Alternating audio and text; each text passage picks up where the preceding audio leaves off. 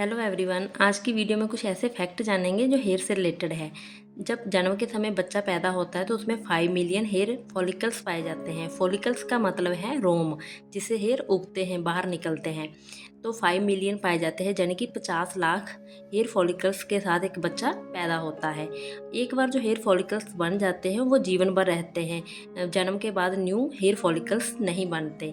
New follicles नहीं बनते, new रोम नहीं बनते, इसका मतलब ये नहीं कि एक ही बार फॉलिकल से बाल उगते हैं, ऐसा नहीं है। अगर बाल किसी वजह से झड़ जाते हैं या टूट जाते हैं तो उसी रोम से न्यू हेयर निकलते हैं।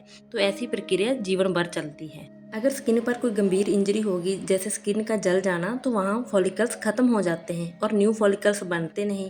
बिकॉज हमें जो जन्म के समय 5 मिलियंस फॉलिकल्स मिलते हैं वही जीवन भर चलते हैं, न्यू तो बनते नहीं। तो आपने भी कई बार देखा होगा जले हुए स्थान पर अक्सर बाल नहीं उगते, तो इसका यही रीज़न है, बिकॉज जो वहाँ रोम थे वो ख़त्म हो गए और न्यू बन नहीं पाते। अब हम बात करेंगे हेयर कलर्स के बारे में। हमारे हेयर ब्राउन, ब्लैक कैसे होते हैं एंड बढ़ती उम्र के साथ बाल सफ़ेद कैसे हो जाते हैं।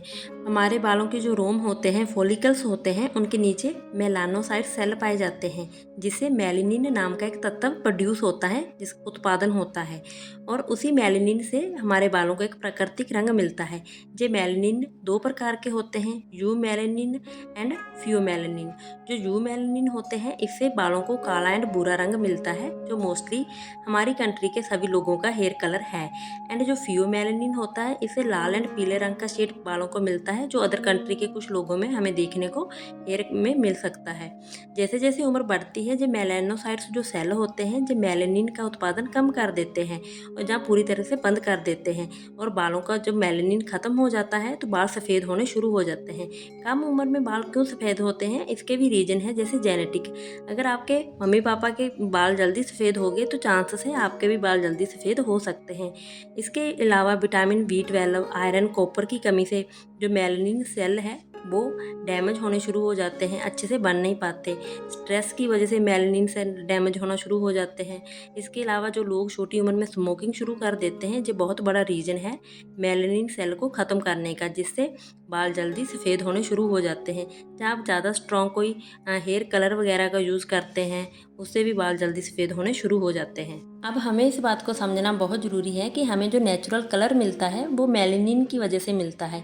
अगर मेलानिन ख़त्म हो गया तो हमारे बाल सफ़ेद होना शुरू हो जाते हैं। जो प्रोडक्ट बहुत दावा करते हैं कि आपको परमानेंट फिर से वो नेचुरल कलर मिल जाएगा, तो ऐसा पॉसिबल नहीं है।